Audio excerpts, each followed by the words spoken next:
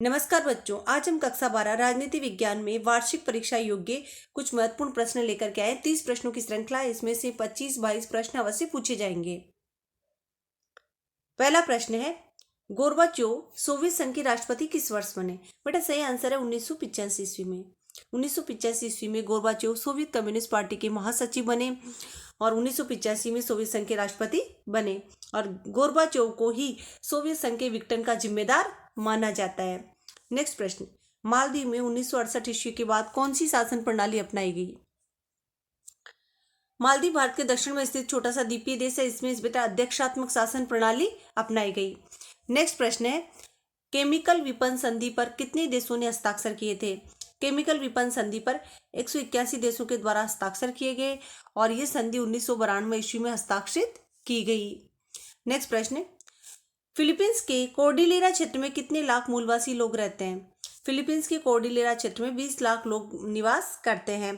वर्तमान में अगर अपन पूरे विश्व की बात करें तो पूरे विश्व में 30 करोड़ मूलवासी निवास करते हैं। ये पूरे विश्व की संख्या है बेटा 30 करोड़ और फिलीपींस के कोर्डिलेरा क्षेत्र में 20 लाख। भारत का संविधान कब से अमल में आया? अमल में यानी लागू होना। भारत का संविधान 26 जनवरी 1950 को लागू किया गया। तो आपका सही आंसर हो जाएगा 26 जनवरी 1950। हालांकि संविधान बनकर के तैयार हो गया था 26 नवंबर 1949 में। नेक्स्ट प्रश्न है, भाग्यवधू से चिर प्रतीक्षित भेंट प्रसिद्ध भाषण किस प्रधानमंत्री के द्वारा दिया गया था? भारत के प्रथम प्रधानमंत्री पंडित जवाहरलाल नेहरू के द्वारा 14 अगस्त 1947 की मध्य रात्रि को उन्होंने जो भाषण दिया था भाग्यवधू से चिर प्रतीक्षित भेंट के नाम से जाना जाता है। नेक्स्ट प्रश्न है, गुटनिरपेक्षता की नीति ने कम से कम 2 तरह से भारत का प्रत्यक्ष रूप से साधन किया, कैसे स्पष्ट कीजिए? बेटा गुटनिरपेक्षता की नीति के कारण भारत ऐसे फैसले ले सका जिससे उसका हित सत्ता हो, न कि महाशक्ति और उसके खेमे के देशों का। पहला तरीका तो ये उसका हित साधन हुआ और दूसरा तरीका ये था कि अगर एक महाशक्ति उसके खिलाफ जाए तो वह दूसरी महाशक्ति के करीब जा सकता था और इस कारण भारत के ऊपर भारत कभी दबाव में नहीं रहा और अपने हित में फैसले ले सका। इसके अलावा विश्व में शांति व्यवस्था स्थापित करने में भी गुटनिरपेक्षता की नीति ने प्रत्यक्ष रूप से योगदान दिया। आपकी राय में शॉक थेरेपी का रूस की अर्थव्यवस्था पर क्या प्रभाव पड़ा? शॉक थेरेपी का अर्थ होता है आघात पहुंचाकर उपचार करना और शॉक थेरेपी से जो सुधार किए गए आमूलचूल परिवर्तन किया गया। धीरे धीरे अर्थव्यवस्था में सुधार नहीं हुआ। तो शॉक थेरेपी से रूस की अर्थव्यवस्था पर जो प्रभाव पड़ा वो था रूस की अर्थव्यवस्था तहस नहस हो गई, रूबल की मुद्रा घट गई और विश्व का सबसे बड़ा गराज सेल कहा गया जो कंपनियां थी उन्हें बहुत सस्ते दामों में बेचा गया। खाद्यान्न संकट उत्पन्न हो गया। नेक्स्ट प्रश्न, आपकी दृष्टि में मानवता की सुरक्षा के व्यापकतम अर्थ में कौन सी सुरक्षा को शामिल करेंगे?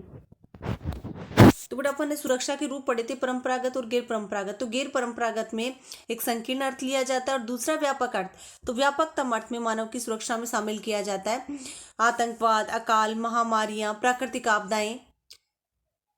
इनसे सुरक्षा के साथ साथ आर्थिक सुरक्षा और मानवीय गरिमा की सुरक्षा व अभाव और भय से मुक्ति पर बल दिया गया। ओजोन परत में छेद होने से पारिस्थितिकी तंत्र पर क्या प्रभाव पड़ा? ओजोन परत में छेद होने से ग्लोबल वार्मिंग की समस्या बढ़ेगी।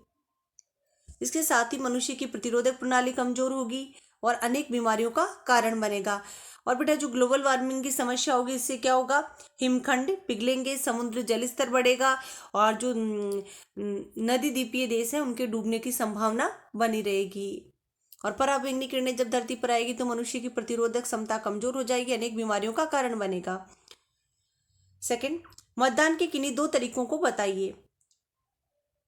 तो मतदान का जो तरीका है 40 सालों से भारत में जो काम में लिया गया वो है एक मतपत्र होगा जिसमें सभी उम्मीदवारों के नाम अंकित होंगे, सामने चुनाव चिन्ह अंकित होंगे और जो मतदाता है उसको अपनी पसंद के उम्मीदवार के नाम के आगे मुहर लगाना होगा।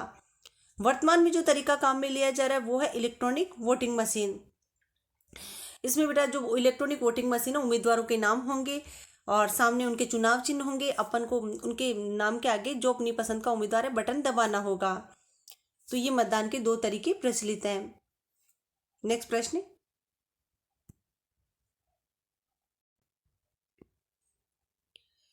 भारतीय किसान यूनियन की दो विशेषताएं लिखिए।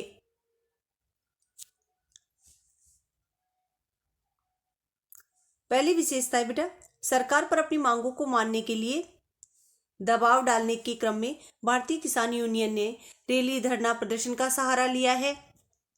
साथ ही जो ये यूनियन है, जातिगत आधार पर इसका गठन हुआ है। दूसरा, इसने अपने आप को राजनीतिक दलों से दूर रखा है और दबाव समूह की तरह ये सक्रिय रही है। और नेक्स्ट प्रश्न, नाटो का पूरा नाम लिखे, इसकी स्थापना कब हुई? बेटा, नाटो का जो पूरा नाम है उत्तरी अटलांटिक संधि संगठन है। इसकी स्थापना अप्रैल 1949 में हुई। पश्चिमी यूरोप के देश और अमेरिका ने संगठन का नेतृत्व किया।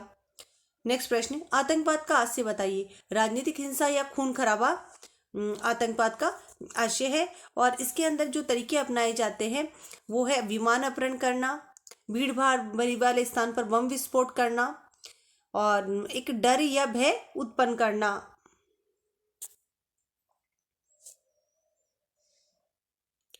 भारत ने क्योटो प्रोटोकॉल पर कब हस्ताक्षर किए? भारत ने 2002 ईस्वी में क्योटो प्रोटोकॉल पर हस्ताक्षर किए और क्योटो प्रोटोकॉल आयोजित किया गया था जापान में 1997 में, 1997।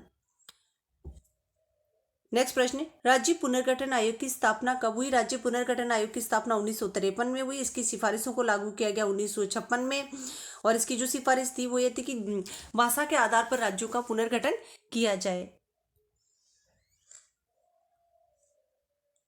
नेक्स्ट प्रश्न, भारत ने किस देश के साथ 20 वर्षीय संधि पर हस्ताक्षर किए? भारत ने सोवियत संघ के साथ 20 वर्षीय। गोर्बाचेव के द्वारा सोवियत संघ में सुधार के दो कारण बताइए। पहला कारण है पश्चिम यूरोप के देशों की तुलना में सोवियत संघ का पिछड़ना और दूसरा कारण है प्रशासनिक तंत्र की विफलता और नौकरशाही, भ्रष्टाचार जैसे संकट। नेक्स्ट प्रश्न, शक्ति संतुलन बनाए रखने के दो उपाय बताइए। बेटा, पहला है गठबंधन करना, सशक्तिकरण और निःशस्त्रीकरण। रियो सम्मेलन कब हुआ, कहाँ हुआ और इसके दो परिणाम बताइए। रियो सम्मेलन 1992 ईस्वी में ब्राजील के रियो डी जेनेरियो में संपन्न हुआ और इस सम्मेलन में पर्यावरण संरक्षण जैसे मुद्दे को एक ठोस रूप मिला। जलवायु परिवर्तन, जैव विविधता और वाल्मीकि के संबंध में कुछ नियमाचार तय किए गए। नेक्स्ट प्रश्न, भारतीय जनसंघ की विचारधारा को समझाइए। बेटा, जनसंघ ने एक देश, एक संस्कृति और एक राष्ट्र के विकास पर बल दिया। जनसंघ का गठन हुआ 1951 में, 1951 से और इसका गठन किया है श्यामा प्रसाद मुखर्जी ने। दूसरा जो टॉपिक है, हिंदी को राजभाषा बनाने की पक्षधर रही है, अनुच्छेद 370 को हटाने की पक्षधर रही है, अल्पसंख्यकों को जो विशेष रियायतें दी जा रही है ये उसके विरोधी है और इसका मानना है कि भारत और पाकिस्तान के विभाजन को रद्द करके एक अखंड भारत का निर्माण किया जाए।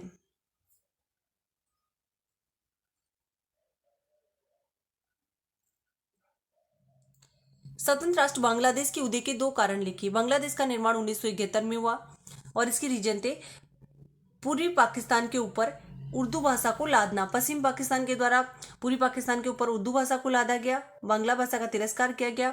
दूसरा कारण बंगाली संस्कृति और भाषा के साथ दुर्व्यवहार। इसके अलावा बेटा हो सकता है कि राजनीतिक व्यवस्था, पद और प्रतिष्ठा में जो पूर्वी पाकिस्तान है इसकी उपेक्षा की गई। नेक्स्ट प्रश्न है, सोवियत संघ के विघटन के कारण बताइए। सोवियत संघ के विघटन कारण ये बेटा बड़े प्रश्न बनेंगे, 4 नंबर के, आपको वर्णन करना है। अपन संक्षिप्त में इसकी चर्चा करेंगे, वर्णन आपको करना होगा। सोवियत संघ के विघटन के कारण में अपन बता सकते हैं कम्युनिस्ट पार्टी का एक छत्र शासन जिसमें जनता के प्रति उसका कोई उत्तरदायित्व नहीं था। इसके अलावा बेटा दूसरा जो टॉपिक हो सकता है नौकरशाही आम जनता की हितों से संबंध नहीं थी और पश्चिमी यूरोप की तुलना में पिछड़ने का एहसास, प्रौद्योगिकी और तकनीक में पिछड़ना, खाद्यान्न संकट उत्पादित होना, अर्थव्यवस्था का गतिरुद्ध होना, तो ये सब सोवियत संघ के विघटन के कारण है। बेटा ये बड़ा प्रश्न बनेगा तो आपको इसका वर्णन पॉइंट बना करके करना होगा। आपकी राय में पाकिस्तान में लोकतंत्रीकरण की कठिनाइयां लिखे। पाकिस्तान की स्थापना के साथ ही बेटा वहां पर यह रहा है कि जो सैनिक तंत्र है वो हमेशा शासन सत्ता पर हावी रहा है और ये पाकिस्तान के लोकतंत्रीकरण की पहली कठिनाई है। दूसरा ये कि जो अंतर्राष्ट्रीय देश हैं वो पाकिस्तान में लोकतंत्रीकरण की व्यवस्था का समर्थन नहीं करते, अंतर्राष्ट्रीय समर्थन का अभाव। वो पाकिस्तान का इस्तेमाल तो करते हैं लेकिन पाकिस्तान में लोकतंत्रीकरण की स्थापना में कोई योगदान नहीं करते। तीसरा है, पाकिस्तान में हमेशा से जो धर्मगुरु उलेमा उनका शासन तंत्र पर प्रभाव रहा है। तो ये जो टॉपिक है ये पाकिस्तान में लोकतंत्रीकरण की मार्ग में मुख्य बाधा है। कई बार प्रश्न प्रजातांत्रिकरण भी पूछ लिया जाता है, आपको इन टॉपिक्स का वर्णन करना है। अगला प्रश्न है, अंतर्राष्ट्रीय संगठन की आवश्यकता के कारणों को समझाइए। तो बेटा अंतर्राष्ट्रीय संगठन, जैसे संयुक्त राष्ट्र संघ आज विश्व का एक अंतर्राष्ट्रीय संगठन है। अगर अपन इनकी बात करें कि आवश्यकता के कारण क्या हो सकते हैं, तो पहला कारण होगा युद्ध, विश्व में युद्धों को रोकना और शांति स्थापित करने के लिए। दूसरा रीजन हो सकता है कि दो देशों के मध्य जो विवाद या तनाव के कारण है उनको शांतिपूर्ण वार्ताओं के माध्यम से सुलझाना। तीसरा कारण हो सकता है विश्व की कुछ ऐसी समस्याएं हैं जिनका समाधान विश्व के सभी देश मिलकर के कर सकते हैं, जैसे कि ग्लोबल वार्मिंग है, आतंकवाद है, महामारियां हैं।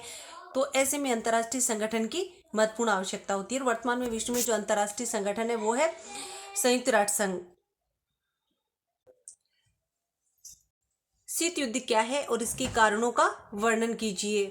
तो बेटा जो शीत युद्ध है, द्वितीय विश्व युद्ध के पश्चात विश्व में दो विचारधाराएं, पूंजीवादी अमेरिका और साम्यवादी रूस, इनके मध्य एक महाशक्ति के बढ़ने की होड़ और कौन सी विचारधारा राजनीतिक, सामाजिक, आर्थिक क्षेत्र में श्रेष्ठ है साबित करने के लिए शीत युद्ध आरंभ हुआ। शीत युद्ध प्रत्यक्ष युद्ध नहीं था, एक वाक संघर्ष था। इसके जो कारण है वो कारण है परस्पर संदेह और भय। दूसरा, विरोधी विचारधारा, दोनों शक्तियों की विरोधी विचारधारा। इसके अलावा पाश्चात्य देशों के द्वारा सोवियत संघ विरोधी प्रचार और शांति समझौतों पर परस्पर मतभेद, संयुक्त राष्ट्र संघ की कमजोर स्थिति और अणुबम का रहस्य सोवियत संघ से छिपाना। तो ये कुछ महत्वपूर्ण कारण रहे जिसके कारण शीत युद्ध हुआ। नेक्स्ट प्रश्न है, हरित क्रांति का अर्थ समझाइए, लाभ हानि का विवेचन कीजिए। 1966-67 ईस्वी में बेटा भारत के अंतर्गत खाद्यान्न क्षेत्र के अंतर्गत, कृषि पैदावार के अंतर्गत महत्वपूर्ण बढ़ोतरी हुई, रासायनिक उर्वरकों का प्रयोग किया गया और इसे हरित क्रांति के नाम से जाना जाता है। अब इसकी लाभ हानि की अगर अपन बात करें तो पहले लाभ की बात करते हैं। गेहूं की पैदावार में अत्यधिक बढ़ोतरी हुई, खाद्यान्न क्षेत्र में भारत आत्मनिर्भर हुआ, मध्यम वर्ग के किसानों का उदय हुआ और जो अमीर किसान थे उनको फायदा हुआ। हानि की अगर अपन बात करें तो ध्रुवीकरण हुआ, कुछ राज्य पंजाब, उत्तर प्रदेश जैसे आगे निकल गए और बाकी राज्य पिछड़ गए। दूसरी हानि ये हुई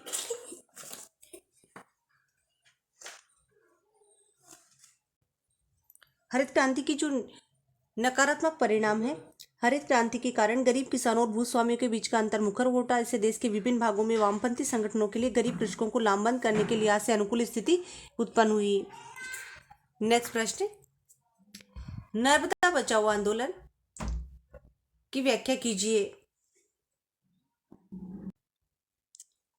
बेटा जो नर्मदा बचाओ आंदोलन है 20वीं सदी के 8वें दशक के आरंभ में भारत के मध्य भाग में नर्मदा घाटी में विकास परियोजना के अंतर्गत मध्य प्रदेश, गुजरात और महाराष्ट्र से गुजरने वाली नर्मदा और उसकी सहायक नदियों पर 30 बड़े, 135 मंझोले और 300 छोटे बांध बनाने का प्रस्ताव रखा गया। और इन निर्माणों के दुष्प्रभावों को देखते हुए नर्मदा बांध परियोजना के विरुद्ध नर्मदा बचाओ आंदोलन चलाया गया। बेटा इसके दो उद्देश्य, एक उद्देश्य ये था कि जो विस्थापित थे उनकी पुनर्वास समस्याओं को सुलझाना और दूसरा पर्यावरण संरक्षण। गुजरात के सरदार सरोवर, मध्य प्रदेश के नर्मदा सागर बांध के रूप में दो सबसे विस्तृत और बहुउद्देशीय परियोजनाओं का निर्धारण किया गया। नर्मदा नदी के बचाव में नर्मदा आंदोलन चलाया गया। इस आंदोलन ने बांधों के निर्माण का विरोध किया और विकास परियोजनाओं के औचित्य पर सवाल उठाया। और इस परियोजना के अंतर्गत बहुउद्देशीय विशाल बांध बनाने का प्रस्ताव था। बांध समर्थकों का कहना था कि इसके निर्माण से गुजरात के एक बहुत बड़े हिस्से सहित 3 पड़ोसी राज्यों में पीने के पानी, सिंचाई, बिजली के उत्पादन की सुविधा उपलब्ध कराई जा सकेगी। कृषि उपज में गुणात्मक वृद्धि होगी। प्रस्तावित बांध के निर्माण से संबंधित राज्यों के 245 गांव डूब के जल क्षेत्र में आ रहे हैं और इसलिए प्रभावित गांवों के तकरीबन 2.5 लाख लोगों के पुनर्वास का मुद्दा सर्वप्रथम स्थानीय कार्यकर्ताओं ने उठाया।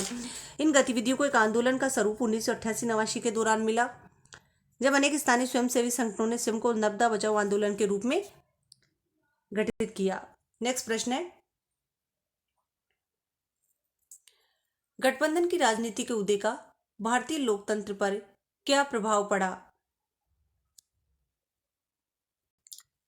तो गठबंधन की राजनीति का दौर 1990 ईस्वी के पश्चात माना जाता है।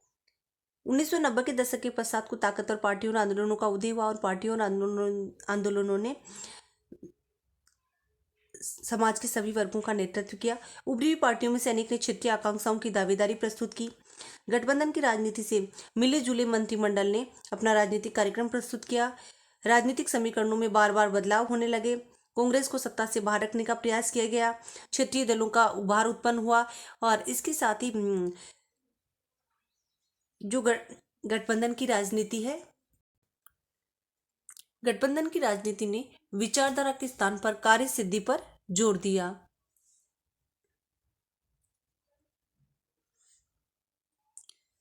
तो ये थी महत्वपूर्ण प्रश्न। वीडियो अगर पसंद आए तो लाइक कीजिएगा और सब्सक्राइब कीजिए। धन्यवाद।